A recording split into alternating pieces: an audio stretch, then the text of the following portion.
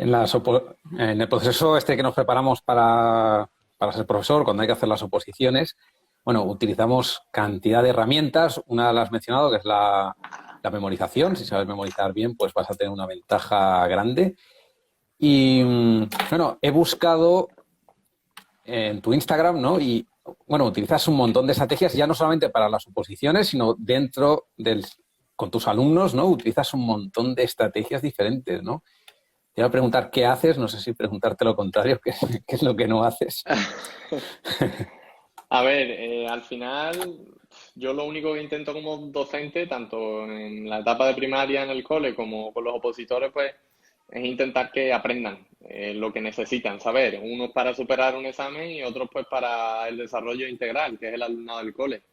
Estrategias hay muchísimas, pero bueno, ya gracias a todos los avances que tenemos, que hace 20 años no los había, pues vamos sabiendo, vamos, digamos, afinando un poco, incluso con fundamentación empírica, en cuanto a qué es lo que funciona y qué es lo que no. Y, por ejemplo, pues Jesús Guillén en el mundo de neurociencia ha divulgado pues muchas técnicas de estudio, muchos sistemas que sabemos que hacen que las cosas perduren más en la memoria y que luego pues se puedan utilizar con una función, con una funcionalidad.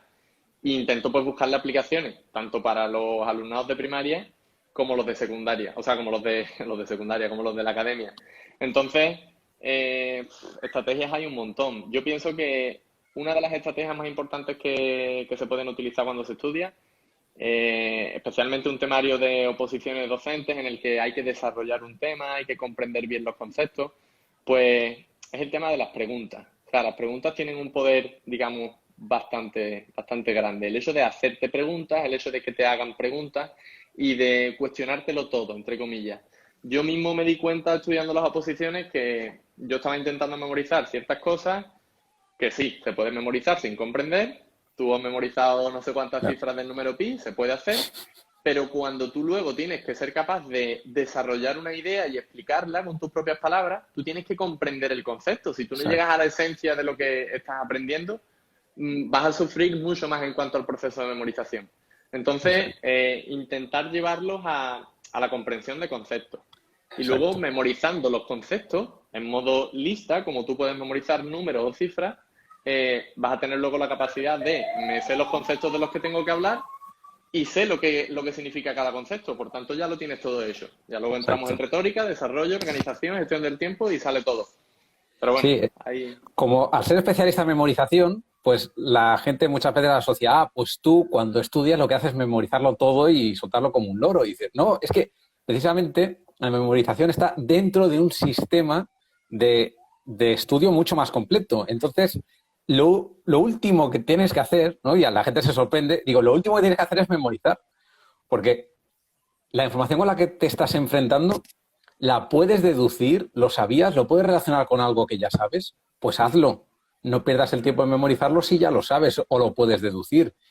Y después de todo este proceso te encontrarás con alguna información que dices, ostras, pues tener memorizada la estructura del tema me va a venir bien para poderlo desarrollar. Pero, bueno, memoria razono. En el libro tenemos una imagen, ¿no?, donde se ven de la mano memoria y razono. Tienen que ir juntos. Si van juntos, Exactamente. las cosas funcionan muy bien. Y luego, pues eso, como has dicho, el hecho de asociar ciertas ideas a cosas que ya conocemos, o incluso, como hemos estado comentando antes, la técnica del Palacio de la Memoria, de situar en un espacio que conoce ciertos conceptos con algo grotesco que te haga, digamos, que permanezca un poco más en tu memoria, pues te puede ayudar.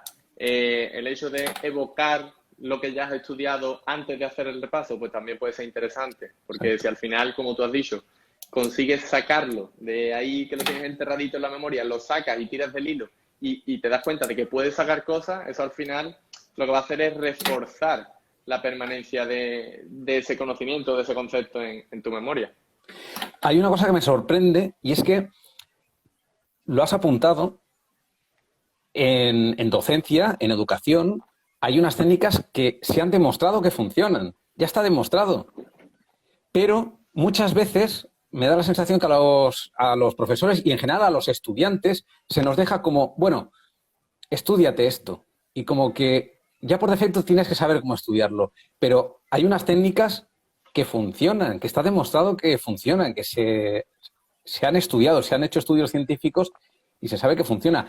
Y si lo traspasamos al mundo sanitario, ahora tan de moda, dices, oye, a ningún sanitario se le ocurriría probar a ver si esto me funciona. No, es que ya se sabe lo que funciona. No Claro. tienes que inventarte nada, ¿no? Exactamente, es así. Inventores ya tenemos bastantes en la historia y ahora mismo con toda la información que tenemos lo que necesitamos son, como los que hay ahora con el COVID, rastreadores. Claro. Rastreadores de información, porque prácticamente tenemos ya herramientas, solo hay que encontrar las que nos sirvan mejor. Y en cuanto a esto de la memorización, es cierto que especialmente en los coles, en etapa primaria, incluso en secundaria, como tú has dicho, se delega en el alumno esa capacidad de estudiar, sin concebir que el hecho de estudiar es algo a lo que también hay que aprender. Exacto. Entonces, ahí sí es interesante, pues, incluir de alguna forma lúdica, de alguna forma, pues, ciertas técnicas de estudio. Yo, por ejemplo, este año con mis peques de tercero, los he iniciado, digamos, en el visual thinking, en hacer, Muy pues, bien. mapas mentales en los que se asocie el concepto con un dibujito, codificación dual, representación gráfica del concepto, tal cual. De una forma, pues nada, es como un Es esquema de un genial. dibujito, tal Es cual, buenísimo. y lo están practicando.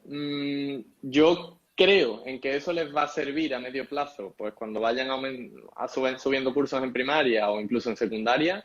Yo recuerdo que a mí me funcionaban muy bien los esquemas para estudiar. Si los hubiera hecho, con además esa imagen siempre de apoyo para llevar a cabo ese concepto de codificación dual, pues hubiera sido todavía más interesante y más productivo, seguro. Es que ya no es solamente la estrategia, utilizar el mapa mental y el dibujo, es la dedicación que tienes, porque claro, tienes que sintetizar esa información en un dibujo. Ya solamente hacer ese procesamiento te ayuda muchísimo a recordarlo mucho mejor. Igual con Exacto. los esquemas y demás, ¿no? Pero siempre que tienes que elaborar la información, se te va a quedar mucho mejor que si te limitas, bueno, como hacía yo con alguna profesora que se limitaba a dictar en clase, íbamos apuntando lo que decía. Allí no estás procesando la información.